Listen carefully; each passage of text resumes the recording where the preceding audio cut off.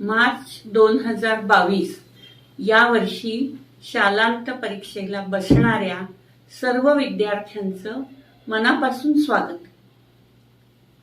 यावर्षी तुम्ही ऑनलाईन अभ्यास केलेला आहे, तर ऑनलाईन अभ्यासावरून तुम्हाला ऑफलाईन परीक्षा द्यायची म्हणून खूप टेन्शन आलेलं आहे। पण तसं घाबरण्याचं मुळीच कारण नाही, कारण बराचसा भाग आपला ऑनलाईन अभ्यास झालेला आहे। परंतु आता गेली 3-3.5 महिने आपली ऑफलाईन शाळा सुरू झालेली आहे। तर या शाळेत आपण शिक्षकांशी संवाद साधलेला आहे, आपण मित्रमैत्रिणींशी संवाद साधलेला आहे, आपण क्लासेस लावले असतील तर क्लासमध्ये गेलेले असाल, म्हणजे व्यक्तिशः आपण एकमेकांशी संवाद साधलेला आहे। त्यामुळे या ऑफलाईन परीक्षेला अजिबात घाबरू नका।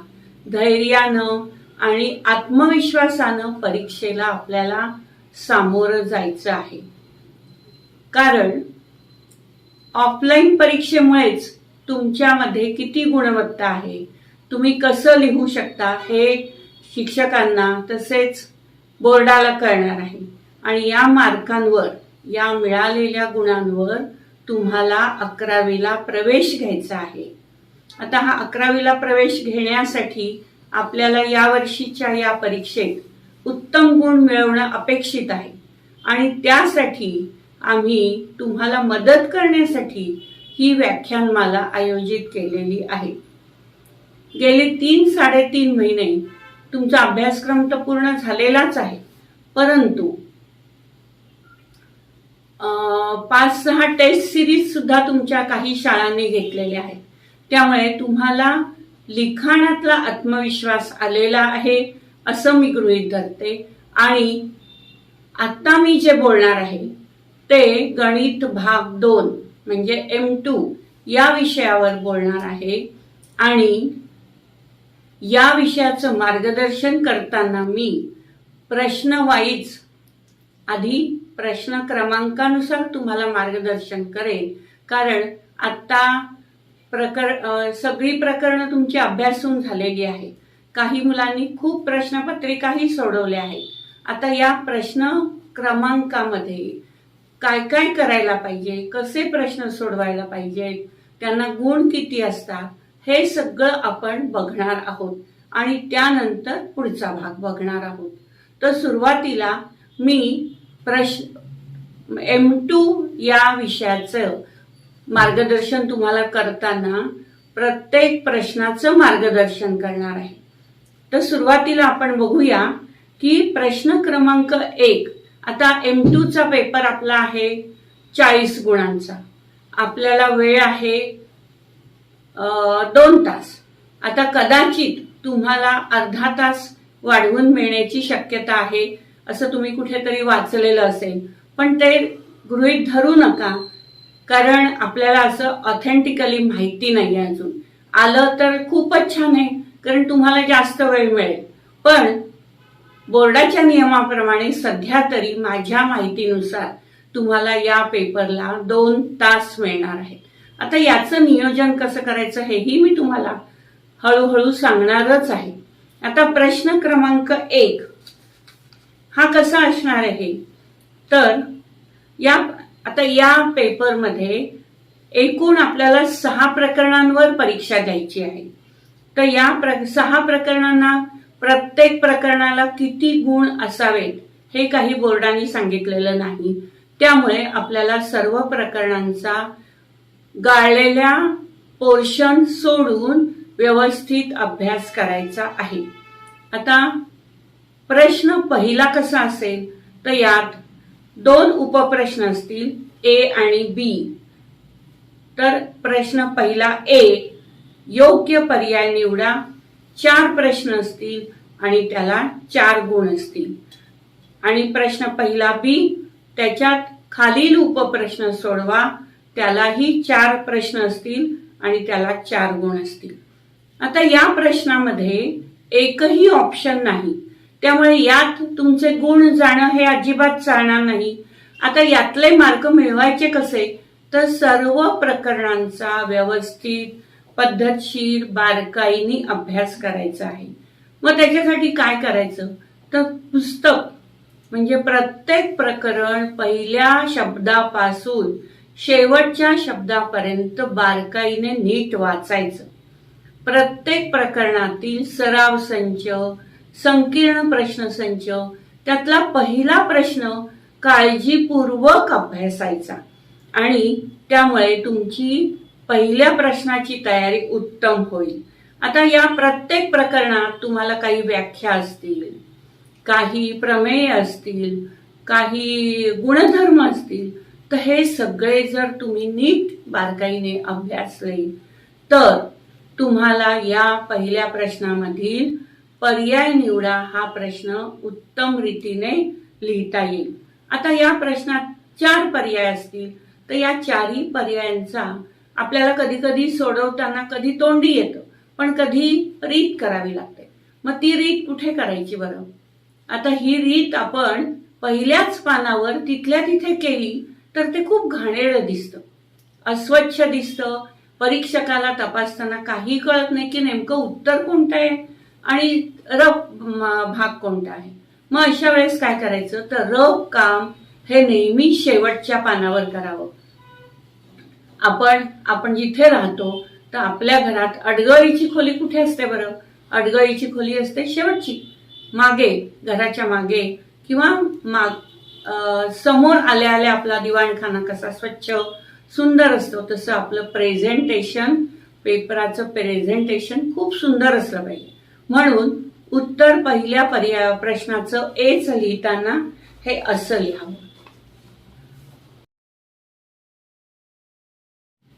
आता प्रश्न पहिला बी सोडवताना त्याच्यातही 4 उपप्रश्न असणार आहेत.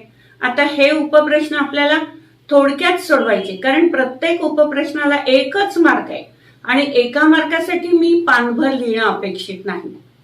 तर एका मार्कासाठी माझ्या 2 ते 4 स्टेप्स होतील, जास्तीत जास्त 4 स्टेप्स होतील. त्याच्यावर तिथे जास्त रीत असणं अपेक्षित नाही, पण इथे रीत मात्र करावी लागणार. नुसतं उत्तर लिहिण्याला तुम्हाला अर्धाच मार्क मिळेल. त्यामुळे रीत थोडक्यातच करायची आहे. आकृतीवरून जर एखादा प्रश्न आला तर आकृती काढणं अजिबात अपेक्षित नाही. सूत्रावरून प्रश्न असेल तर सूत्र लिहिणं अपेक्षित आहे. एकूणच या पहिल्या प्रश्नात ए आणि बी मध्ये एकूण 8 गुण आहेत आणि हे 8 गुण कंपल्सरी आहे, यात ऑप्शन नाही. त्यामुळे तुम्हाला हे 8 गुण अजिबात घालवता कामा नयेत. प्रत्येक प्रकरणातला मूलभूत संबोध, संकल्पना स्पष्ट असतील, व्याख्या पाठ असतील, गुणधर्म पाठ असतील, प्रत्येक प्रकरणातला संकीर्ण प्रश्नसंग्रह व्यवस्थित सोडवला असेल तर तुम्हाला या प्रश्नात पैकीच्या पैकी नक्की मार्क मिळतील असं मला वाटतं. आता प्रश्न क्रमांक 2. तर प्रश्न क्रमांक 2 मध्ये काय असणार आहे, याच्यातही ए आणि बी असे 2 भाग असतील. तर ए मध्ये काय असेल, 3 पैकी 2 कृती सोडवा आणि त्याला प्रत्येकाला 2 गुण असतील. म्हणजे प्रश्न दुसरा ए त्याला एकूण किती गुण आहेत, 4. आता याच्यात 3 पैकी 2 कृती सोडवायच्या आहेत. काही मुलांना 3ही येत आहेत आणि 3ही येत असल्या तर 3ही ओळींनी सोडवून ठेवायच्या. 3ही सोडवल्यामुळे काय होईल, तर एखादं आपलं जर एखादी रिकामी जागा याच्यात कृती सोडवताना या कृतीमध्ये काय असणार आहे, गाळलेल्या जागाच असणार आहे, त्याला आपण कृती म्हणणार आहोत. आता या गाळलेल्या जागा किती असणार बरं, तर या असतील 4. आता 4 गाळलेल्या जागांना प्रत्येकी अर्धा गुण, याप्रमाणे 2 गुण असणार. याच्यातली एखादी गाळलेली जागा चुकली तर आपला अर्धा मार्क जाणार आहे.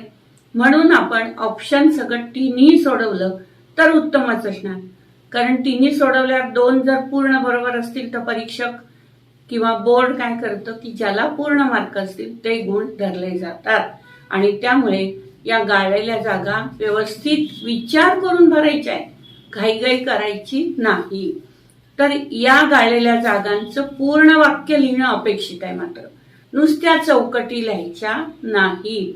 गाळलेल्या जागांच्या चौकटींना पेन किंवा पेन्सिल वापरायची आणि पेन किंवा पेन्सिलनी त्या चौकटी करायच्या आहेत. तुम्हाला जर घाई होत असेल तर लगेचच पेननी चौकटी करा, काही हरकत नाही.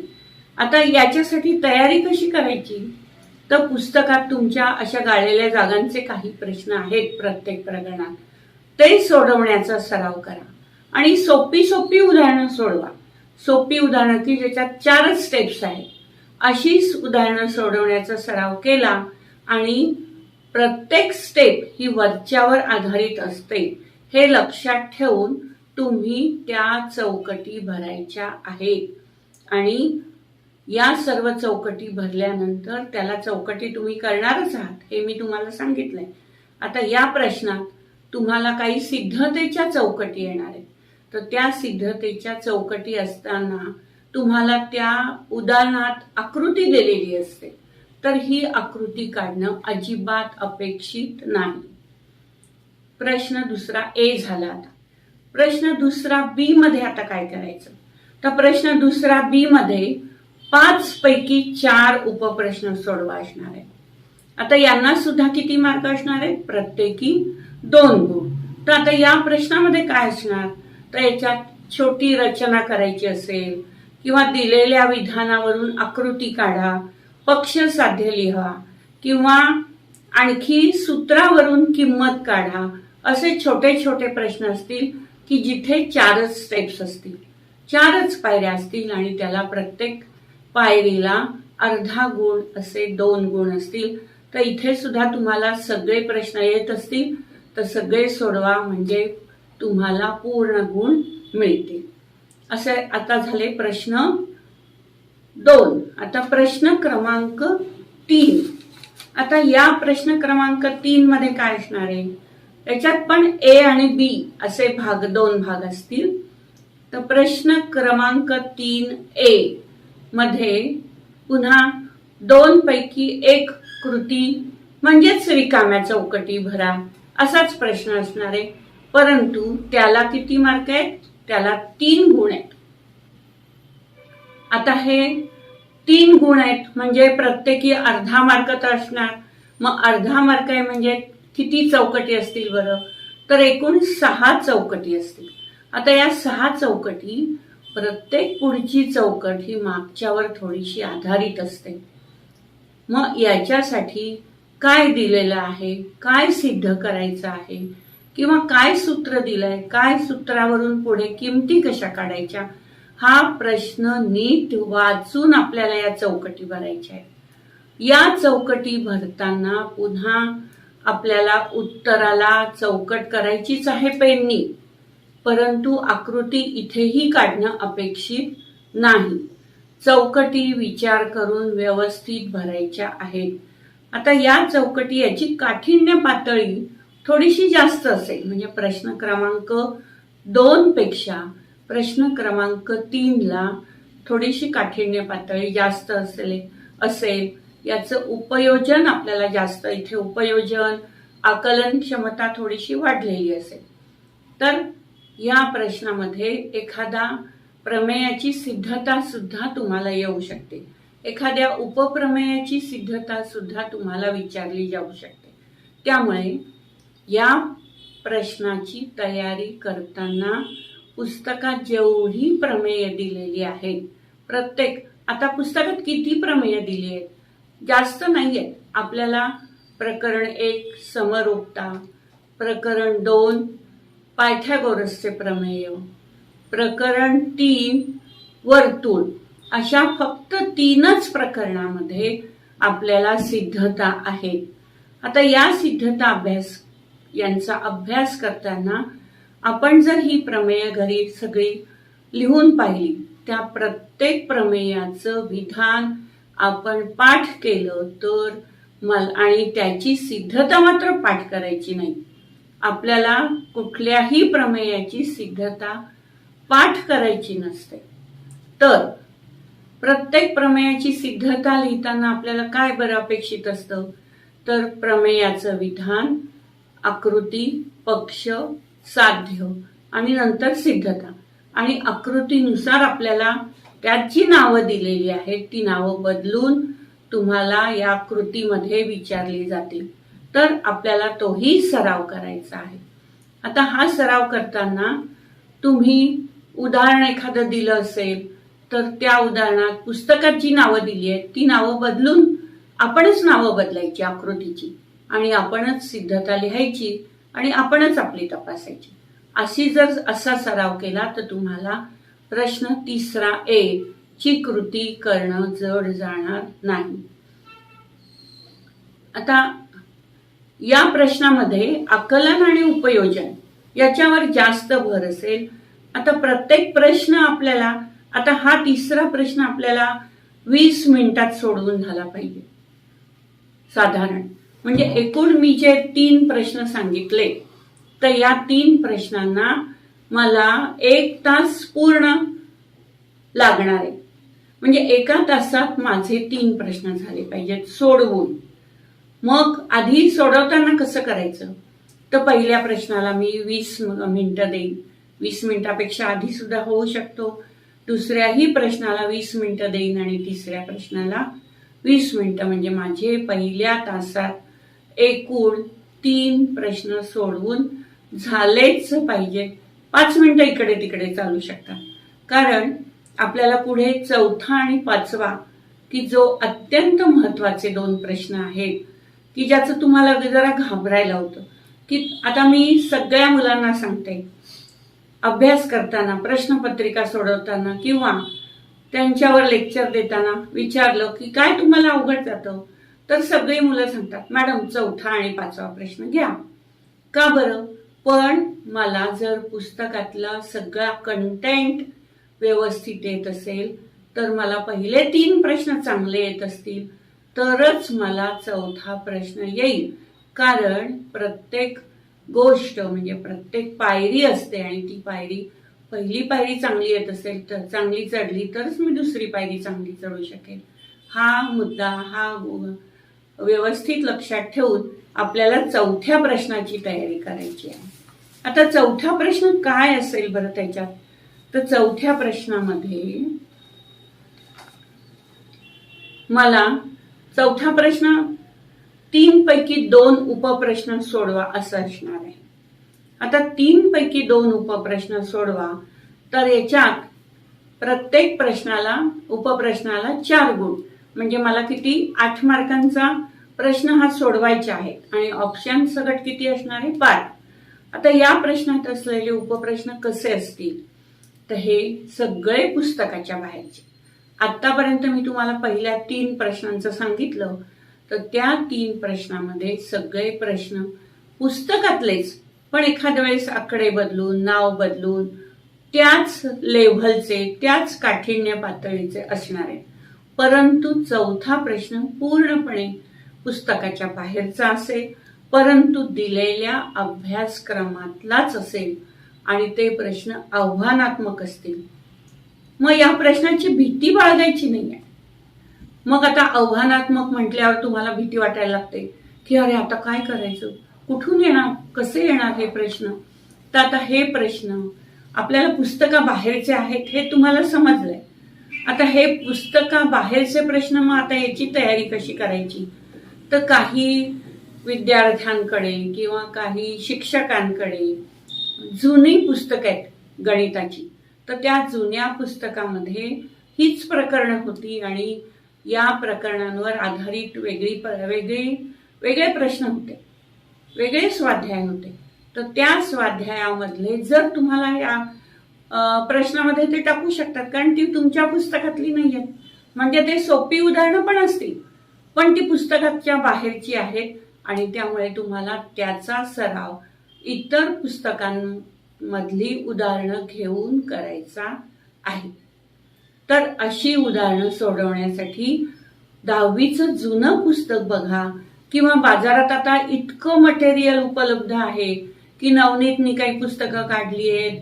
21 अपेक्षित प्रश्नसंच असतो. त्या त्याच्यामध्ये त्या पुस्तकामध्ये हॉट क्वेश्चन्स दिलेले आहेत, हॉट क्वेश्चन्स म्हटलेले. तर हॉट क्वेश्चन म्हणजे काय की ते आव्हानात्मक प्रश्न आहे, हायर स्किल. तर असे प्रश्न तुम्ही सोडवा, त्या प्रश्नांची तयारी करा. पण याच्यासाठी तयारी म्हणजे काय, तर तुम्ही जेवढी जास्तीत जास्त उदाहरणं सोडवाल तेवढा तुम्हाला या प्रश्नाचा सराव जास्त होईल आणि भीती राहणार नाही. कुठलाही प्रश्न मला येऊ दे, मला या प्रश्नाची तयारी माझी होणार आहे, हा आत्मविश्वास मनात ठेवून या प्रश्नाची तयारी करा आणि हा प्रश्न सोडवा. आता या प्रश्नाला विचार करावा लागणार आहे आपल्याला थोडासा. एखाद्या वेळेस काही प्रश्न असे येतील की जे तुम्ही सोडवलेले पण असतील. मग तसं पाहिल्यावर तुम्हाला तर खूप आनंद होईल की अरे मी हा तर सोडवलेलाच आहे, तर मग त्यामुळे तुमचा लवकर होईल. आता याही प्रश्नाला आपल्याला किती मिनिटं वेळ द्यायचा आहे, तर या प्रश्नाला जास्तीत जास्त आपण 20 मिनिटं वेळ देऊन हा प्रश्न मी सोडवणार आहे. आता 5वा प्रश्न. आता या 5व्या प्रश्नात किती उपप्रश्न असणार आहे, 2 उपप्रश्न, आणि प्रत्येक उपप्रश्नाला म्हणजे एकूण एकच सोडवायचं आहे. आणि हे प्रश्न क्रिएटिव्ह असल्याने त्याला मार्क किती आहेत, त्याला गुण आहेत 3. तर याचा सराव कसा करायचा, याचा सरावही 4थ्या प्रश्नासारखाच करायचा, कारण हाही प्रश्न पुस्तकाच्या बाहेरचा असणार आहे, परंतु विचार करायला लावणारा असणार आहे. तर हा प्रश्न पुन्हा नीट वाचायचा, अर्थ समजून घ्यायचा. यात सर्व प्रकरणावर आधारित असे प्रश्न येऊ शकतात. कुठल्या एखाद्या दिलेल्या प्रश्नामध्ये आकृती काढा, दिलेल्या माहितीनुसार आकृती काढा, किंवा अपूर्ण रचना पूर्ण करा, किंवा आकृतीमधील चूक शोधा, किंवा प्रवाह आकृती पूर्ण करा.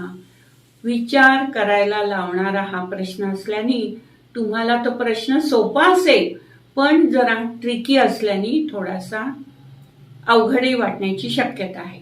पण जास्त प्रश्न सोडवण्याचा सराव केला तर हाही प्रश्न बिलकुल अवघड जाणार नाही. आता या 4थ्या आणि 5व्या प्रश्नाच्या बाबतीत थोडंसं आणखी सांगायचं म्हणजे आपण 10वीत आलेलो आहोत, आपण इयत्ता 10वीची परीक्षा देतोय. आता 10वीची परीक्षा देताना मला 9वी पर्यंतचा सर्व गणिताचा पोर्शन येणं अपेक्षित आहे. म्हणजे एखादा 9वीचा गुणधर्म 10वीच्या गणिताच्या एखाद्या स्टेपमध्ये आला तर तो मला आठवला पाहिजे. म्हणजे तुम्ही असं म्हणू शकत नाही की मला 9वीचं काही आठवलं नाही तरी चालेल, पण 9वीचा एखादा गुणधर्म, 9वीची एखादी भौमितिक रचना ती पण येऊ शकते, आणि ती तुम्हाला आली आणि ती वापरावी लागली तरी घाबरण्याचं कारण नाही. पण 9वी पर्यंतचं सगळं तुम्हाला आठवलं पाहिजे. तर या दृष्टीने या प्रश्नपत्रिकेची रचना केलेली आहे. आता हे 5 प्रश्न आपल्याला 2 तासात सोडवायचे आहेत. पहिले 3 प्रश्न 1 तासात, नंतर 4था प्रश्न 20 मिनिटात, 5वा प्रश्न 15 मिनिटात. म्हणजे आपल्याला उरले किती, 20 आणि 15 35, म्हणजे किती मिनिटं उरले, तर 25 मिनिटं उरली अजूनही. तर 25 मिनिटापैकी अजून आपण 10 मिनिटं घेतली तरी 15 मिनिटं उरवायची आहे. एकूण आपण 1.25 तासात हा पेपर सोडवून झाला पाहिजे असं मनाशी खूणगाठ बांधा.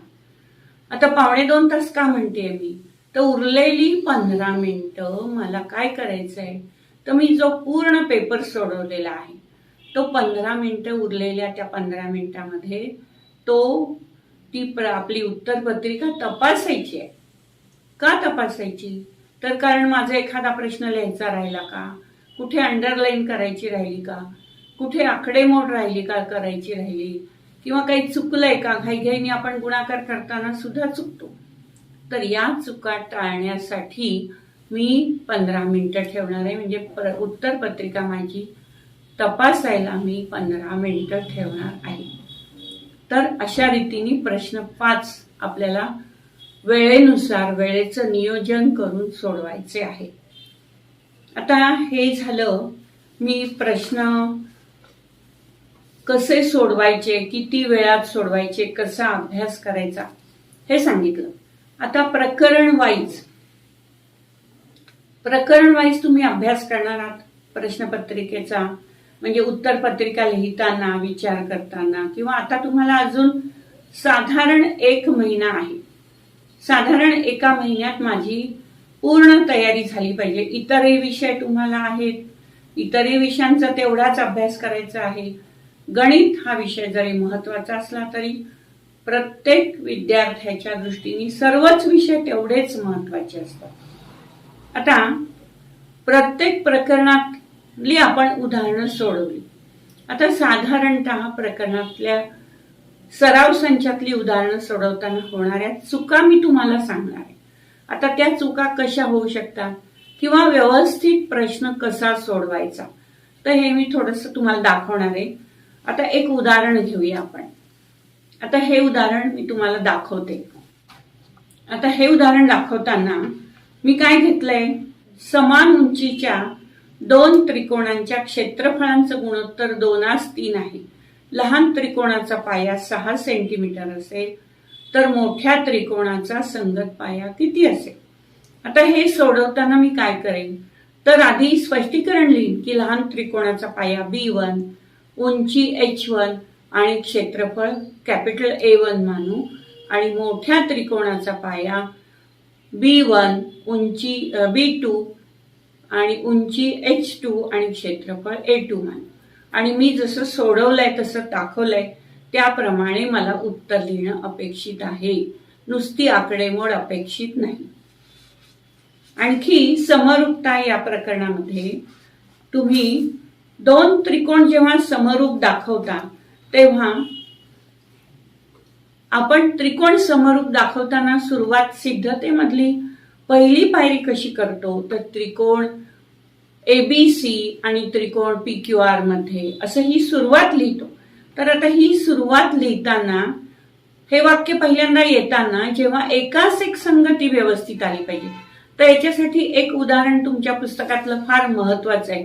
तर ते कसं सोडवायचं हे मी तुम्हाला दाखवलेलं आहे की काय विचार करायचा, काय घ्यायचं. तर पक्षामध्ये जी दिलेलं आहे की कोण एकरूप, तर त्या कोण एकरूप तिथे एकाच एक संगती व्यवस्थित लिहिलेली आहे, तीच संगती घ्यायची आणि आपण तो प्रश्न त्याची सिद्धता व्यवस्थित लिहिली तर मला हा प्रश्न सोडवणं जड जाणार नाही. आता समरूपता या प्रकरणामध्ये जेवढी तुम्ही त्याच्या सराव संचातली आणि संकीर्ण प्रश्नसंग्रह म्हणजे प्रॉब्लेम सेट मधली उदाहरणं सगळी सोडवली तर तुम्हाला या प्रकरणातले आणि या प्रकरणात लक्षात ठेवूया, हे आठवूया, अशा चौकटी दिल्या आहेत. तर या चौकटींचा अभ्यास नीट केला, याचं पाठांतर केलं तर मला पहिलं प्रकरण बिलकुल अवघड जाणार नाही असं मला वाटतं. तर याचा नीट अभ्यास करा. आता प्रकरण 2 आहे पायथागोरसचं प्रमेय. आता पायथागोरसच्या प्रकरणामध्ये आपल्याला पायथागोरसचं प्रमेय पाठ पाहिजे, नंतर 30, 60, 90 हे प्रमेय, नंतर समद्विभुज काटकोन त्रिकोणाचं प्रमेय 45, 45, 90 हे प्रमेय, आणखीन पायथागोरसच्या प्रमेयाचा व्यत्यास आणि भूमितीमध्याचे प्रमेय. ही एवढीच प्रमेय मला जर चांगली लिहिता येत असतील तर मला या प्रकरणातलं प्रत्येक उदाहरण येईल. आता या प्रकरणामध्ये संकीर्ण प्रश्नसंग्रह आहे, याच्यात काही छोटी छोटी उदाहरणं आहेत. काही ती उदाहरणं 2 मार्काला किंवा 3 मार्काला आपल्याला सोडवायची आहे. आता याच्यातले प्रश्न सुद्धा सोडवताना काही कशा चुका होतात तर ते मी तुम्हाला दाखवते. की एक प्रश्न मी सोडून दाखवलाय की 7, 24, 25 या बाजू असलेला त्रिकोण हा काटकोन त्रिकोण असणार आहे का, सकारण लिहा. तर हे लिहायचं कसं, की इथे लिहिताना कशी चूक होते, तर हे व्यवस्थित कसं लिहायचं हे बघा. आता 3रं प्रकरण आहे सगळ्यांच्या जिव्हाळ्याचं म्हणजे आणि तुम्हाला अवघड वाटणारं म्हणजे वर्तुळ. आता हे प्रकरण खूपच अवघड वाटतं सगळ्यांना. काय अवघड वाटतं मला काही कळत नाही. तर हे प्रकरण तसं सोपं आहे आणि तसं मनोरंजक पण आहे, इंटरेस्टिंग आहे. याच्यात आकृत्या आहेत आणि याच्यात प्रमेय आहे, याच्यात गुणधर्म आहे. तर काय करायचं, या प्रकरणाचं सखोल अभ्यास करताना बारकाईने हे प्रकरण वाचायचं. आता या प्रकरणात मी तुम्हाला याच्यातले मुद्दे सांगते. प्रमेय आहे, तर ती 10 प्रमेय. म्हणजे पहिलं प्रमेय आहे स्पर्शिकेचं प्रमेय. आता स्पर्शिकेचं प्रमेय आपल्याला लिहायला येणार नाही, कारण त्याची अप्रत्यक्ष सिद्धता आहे. त्याचं अप्रत्यक्ष सिद्धता आपल्याला शक्यतो लिहिता येणार नाही, विचारली जात नाही. तर आपल्याला स्पर्शिकेचं जे प्रमेय आहे त्याचा व्यत्यास आणि तिथून आपल्याला अशी छोटी छोटी 10 प्रमेय आहेत. तर या प्रमेयांच्या विधानांचा बारकाईने अभ्यास करा, विधानं पाठ करा आणि ती लिहून बघा. प्रत्येक प्रमेयाची आकृती काढता आली पाहिजे. त्याचं पक्ष, साध्य, सिद्धता आपल्याला लिहिता आली पाहिजे. नावं बदलून आपल्याला त्याची सिद्धता लिहिता आली पाहिजे, कारण या प्रकरणातली ही जी प्रमेय आहे ती तुम्हाला गाळलेल्या जागा भरांना येऊ शकतात, किंवा डायरेक्ट प्रश्न 3 B मध्ये प्रमेयाचं विधान दिलं जाईल आणि ते विधान बघून मला सिद्धता लिहावी लागणार आहे. त्यामुळे या प्रकरणाचा तुम्ही असा अभ्यास करा. सगळे गुणधर्म हे लक्षात ठेवूया. अशा ज्या चौकटी दिल्या आहेत, तर त्या चौकटी तुम्हाला अभ्यासायच्या आहेत. आता इथे दिलेलं आहे एक तुम्हाला मी छोटं उपप्रमेय लिहून दाखवलेलं, तर ते बघा. तर त्याच्यात मी सगळं तुम्ही हे वाचू शकता की याचं पक्ष कसं व्यवस्थित लिहायचं, आकृती कशी नीट काढायची. आता 5वं प्रकरण आहे भौमितिक रचना. आता भौमितिक रचना करताना आपल्याला काळजी काय घ्यायची, पुस्तकात दिलेल्या सगळ्या रचना आपल्याला आल्या पाहिजेत, त्याच विचारल्या जातात, नावं बदलून विचारल्या जातात. आता कंपास आपली व्यवस्थित पाहिजे, पेन्सिलीचं टोक बारीक पाहिजे. कंपासमध्ये 2 पेन्सिली, एक लहान एक मोठी पाहिजे. कोन मापकावरचे आकडे, पट्टीवरचे आकडे आपल्याला व्यवस्थित दिसणारे पाहिजेत. आणि उदाहरण सोडवताना मी रफ आकृती काढणार आहे आणि रफ आकृती काढून मला फेअर आकृती कशी काढायची ते कळणार आहे. पुढचं प्रकरण आहे निर्देशक भूमिती. आता या प्रकरणावर येणारा एक महत्वाचं चूक कोणती होते, तर 1 मार्काचा प्रश्न येतो की तो कसा आहे की एक उदाहरण सांगते मी तुम्हाला की -3, 4 या बिंदूचे आरंभ बिंदूपासून अंतर किती. तर आपल्याला इथे पायथागोरसचं प्रमेय वापरायचं. 3 आणि 4 या बाजू पायथागोरसच्या काटकोन समाविष्ट करणाऱ्या बाजू आहेत आणि त्याच्यावरून आपल्याला सूत्र आहे की √x² + y², म्हणजे 3चा वर्ग अधिक 4चा वर्ग, म्हणजे त्याचं उत्तर येतं √25 आणि म्हणजे 5. तर हे तुम्ही वाचून नीट करा. सर्व सूत्र व्यवस्थित पाठ करा आणि त्याचं उपयोजन नीट करा. उपयोजन करताना चिन्हांकडे मात्र नीट लक्ष द्या. त्याच्यानंतरचं प्रकरण आहे त्रिकोणमिती. आता त्रिकोणमितीची पण खूप जणांना भीती वाटते. तर भीती वाटण्याचं कारण काहीही नाही. या प्रकरणात फक्त आपल्याला एकच सराव संच आहे 6.1. तर या प्रकरणाचा अभ्यास करताना मला सगळी सूत्र पाठ झालेली पाहिजे. या सूत्रांचं मला उपयोजन करता आलं पाहिजे. आता हे उपयोजन करता येण्यासाठी पुन्हा तोच प्रश्न की सराव संचातले संकीर्ण प्रश्न संग्रहातले मी उदाहरणं जास्त सोडवली, बाहेरची छोटी छोटी उदाहरणं सोडवली तर मला चांगली सोडवता येतील. आणि याच्यासाठी मी तुम्हाला एक सिद्ध करा हे कसं लिहायचं हे दाखवलंय बघा. सिद्ध करताना कोणती चूक होते, तर डावी बाजू आणि उजवी बाजू. तर डावी बाजू आपल्याला उजव्या बाजू एवढी आणायची आहे. आपल्याला सिद्ध करा हे तुम्हाला थोडंसं भीती वाटण्याची शक्यता आहे. तर आता या प्रकरणाचा अभ्यास करताना मी काय करेन, तर या प्रकरणामध्ये सोडवलेली उदाहरणं दिलेली, तसं प्रत्येक प्रकरणामध्ये सोडवलेली जी उदाहरणं दिलेली आहेत ती सोडवलेली उदाहरणांचा सुद्धा सराव करा. कारण परीक्षक काय करतात, मुद्दाम पेपरमध्ये तुमच्या पुस्तकात जी सोडवलेली उदाहरणं आहेत तीच घालतात. आता मुलांची टेंडन्सी काय असते की संग्रहातली उदाहरणं सोडवायची. आता संग्रहातली उदाहरणं सोडवल्यानंतर ते सोडवलेली उदाहरणं वाचतच नाही. पण तीच उदाहरणं वाचणं हे गरजेचं आहे. म्हणून मी तुम्हाला सुरुवातीलाच सांगितलं की प्रत्येक प्रकरण सुरुवातीपासून शेवटपर्यंत नीट वाचा. म्हणजे यात सोडवलेली उदाहरणं वाचणं आलंच, त्याचा सराव करणं आलंच.